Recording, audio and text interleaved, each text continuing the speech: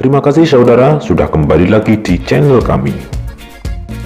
Komisaris Utama PT Pertamina Persero Basuki Cahayapurnama alias Ahok mengatakan manajemen batal memotong gaji karyawan. Pembatalan terjadi setelah Serikat Pekerja mengancam aksi mogok kerja pada 29 Desember 2021 hingga 7 Januari 2022 mendatang. Kata Ahok kepada CNN Indonesia, ia mengatakan seharusnya tak ada rencana pemotongan gaji karyawan sejak awal, sebab karyawan membutuhkan biaya untuk bekerja dari rumah atau work from home, WFH. Kata Ahok, pilihan mayoritas perwira dan pertiwi seperti itu. Seharusnya memang tidak ada pemotongan karena mereka juga bayar kuota internet di rumah. Sementara VP Corporate Communication Pertamina Fajriah Usman mengatakan kebijakan pemotongan gaji karyawan baru sebatas rencana dan belum diimplementasikan. Sebelumnya, Kepala Bidang Media Federasi Serikat Pekerja Pertamina Bersatu (FSPPB), Kapten Marcelus Hagen Jaya Wibawa mengatakan Direksi Pertamina memutuskan untuk memotong gaji karyawan di tengah penerapan WFH atau bekerja dari rumah selama masa pandemi COVID. Sebagaimana informasi, FSPPB menyatakan akan melakukan aksi mogok pada 29 November sampai 7 Januari. Aksi ini dilakukan dalam rangka mendesak Menteri BUMN untuk mencopot Direktur Utama Pertamina, Nike Widiawati. Ahok pun sebelumnya juga mengisyaratkan jika wajar pekerja marah soal rencana pemotongan gaji. Pasalnya, gaji para direksi dan komisaris tidak dipotong. Ahok mengatakan manajemen hanya berencana memotong gaji karyawan, sementara gaji direksi dan komisaris tetaplah utuh. Manajemen beralasan bahwa pemotongan gaji karyawan untuk efisiensi perusahaan. Ia mengaku tak sependapat dengan hal itu karena pemotongan cuma dilakukan di level karyawan. Belakangan, Kementerian Ketenagakerjaan membantu melakukan mediasi antara FSPPB dengan manajemen Pertamina. Dirjen PHI dan Jamsos Kemenaker Indah Anggoro Putri mengatakan bahwa dinamika hubungan industrial yang terjadi di PT Pertamina menyebabkan para karyawan berencana melakukan mogok kerja.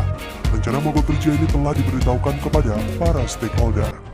Oleh karenanya, Kemenaker memfasilitasi audiensi kekeluargaan kedua belah pihak pada tanggal 20 Desember, di mana hadir dalam pertemuan tersebut Direksi SDM dan Tim, serta Presiden FSPBB dan Tim. Audiensi tersebut menghasilkan sejumlah titik persoalan, diantaranya konsultasi dan komunikasi antar pihak masih perlu dioptimalkan. Mengenai kenaikan upah diperlukan komunikasi yang efektif antar kedua belah pihak adalah cara susah. For Your Fake, FYP TikTok tengah dipenuhi tagar video Alia yang dirumorkan hina Presiden Republik Indonesia, Joko Widodo. Video Alia yang sudah viral di TikTok ini ramai digubris oleh TikToker lainnya. Belakangan ini, baru-baru ini kembali terjadi seorang warganet yang diduga menghina Presiden Jokowi di media sosial melalui akun TikTok pribadinya. Seorang gadis bernama Alia mengunggah konten video yang dinilai menghina Jokowi. Setelah videonya viral, banyak yang berkomentar bahwa Alia akan segera dijebloskan ke penjara. Kini beberapa video juga diunggah untuk meramaikan video Alia yang diduga menghina presiden. Sebelumnya Alia mengaku tak takut jika nanti tindakannya tersebut akan segera ditindaklanjuti kepolisian. Laman TikTok @AliaCNTII, ia mengungkapkan bahwa dirinya tidak takut usai menghina Presiden RI. Dari beberapa video yang diunggahnya, diduga Alia ini merupakan seorang pelajar SMP.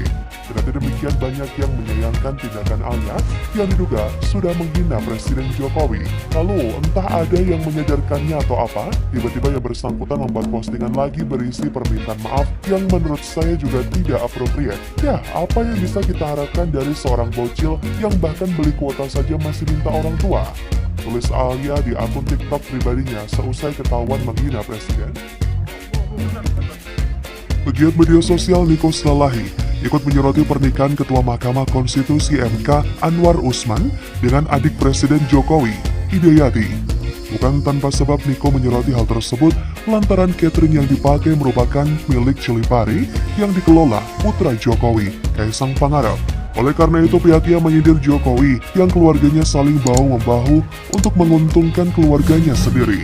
Bahkan Niko juga menyindir putusan MK yang tak akan menguntungkan rakyat, juga PT 0% yang tak akan terwujud.